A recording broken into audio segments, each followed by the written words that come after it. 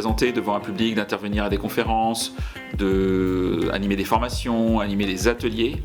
Mais là, c'était la première fois que j'étais confronté à un exercice un petit peu différent. C'était une intervention courte, impactante, devant un public de dirigeants. Et de surcroît, il n'y avait pas de place à l'improvisation lors de cet événement, dans un temps en plus limité.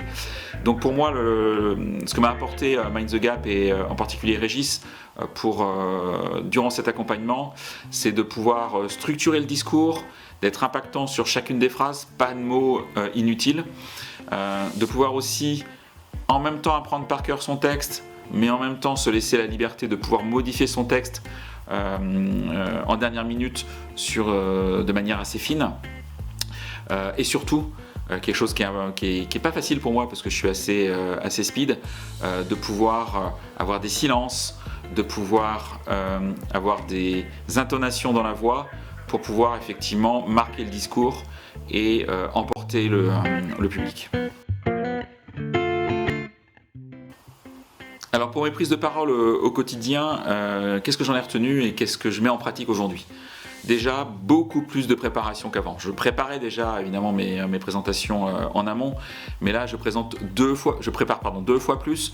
Je passe du temps effectivement à bien travailler les mots précis, les expressions que je veux dire pour pouvoir effectivement avoir de l'impact.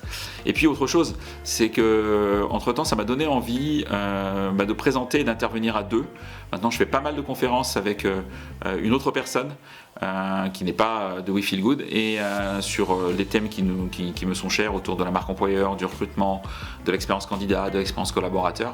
Et j'ai découvert aussi comment intervenir à deux, comment présenter à deux et d'être hyper complémentaire sur scène.